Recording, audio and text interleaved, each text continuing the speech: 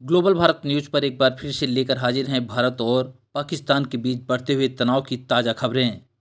खबरों की शुरुआत करें इससे पहले आप सभी से एक निवेदन है कि आपने अभी तक ग्लोबल भारत न्यूज़ को लाइक और सब्सक्राइब नहीं किया तो आज ही कर लें, जिससे आपको सभी खबरें सबसे पहले मिलती रहें।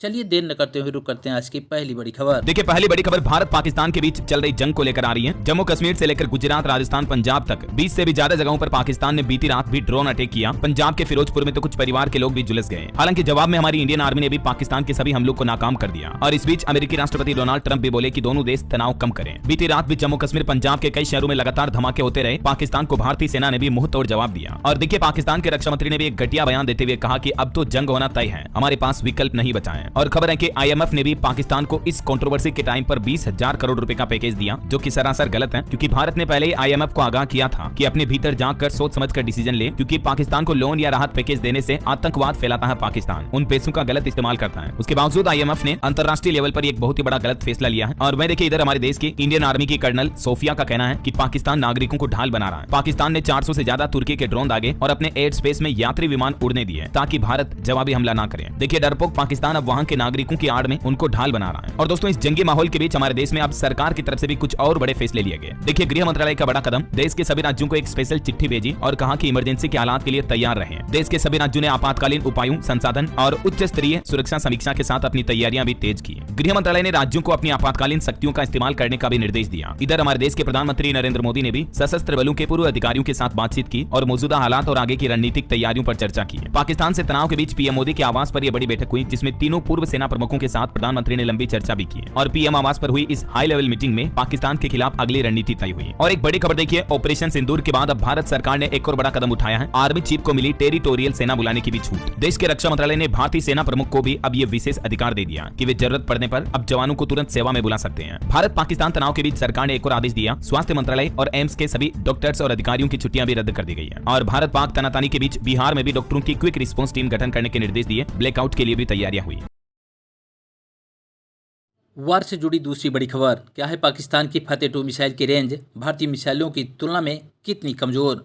बता दें कि भारत और पाकिस्तान के बीच बढ़ते सैन्य तकरार के दौरान पाकिस्तान ने शनिवार को दावा किया कि भारत ने उसके 3 प्रमुख वायुसेना अड्डों पर मिसाइलों से हमला किया है। पाकिस्तानी सेना के प्रवक्ता लेफ्टिनेंट जनरल अहमद शरीफ ने बताया कि रावलपिंडी स्थित नूर खान एयरबेस, सकवाल के मुरीद एयरबेस और झंग के रफीकी एयरबेस को भारत द्वारा निशाना बनाया गया। इन हमलों और हमले के जवाब में पाकिस्तान ने फतेह 2 मिसाइल से भारतीय ठिकानों पर हमले की कोशिश की, लेकिन भारत की सेना ने उसे मार गिराया। इस मिसाइल को हरियाणा के सिरसा में सफलतापूर्वक इंटरसेप्ट कर निष्क्रिय कर दिया गया। बता दें कि फतेह 2 की एक गाइडेड रॉकेट प्रणाली है, जिसे पाकिस्तान ने दिसंबर 2021 में परीक्षण के बाद सेना में शामिल किया था।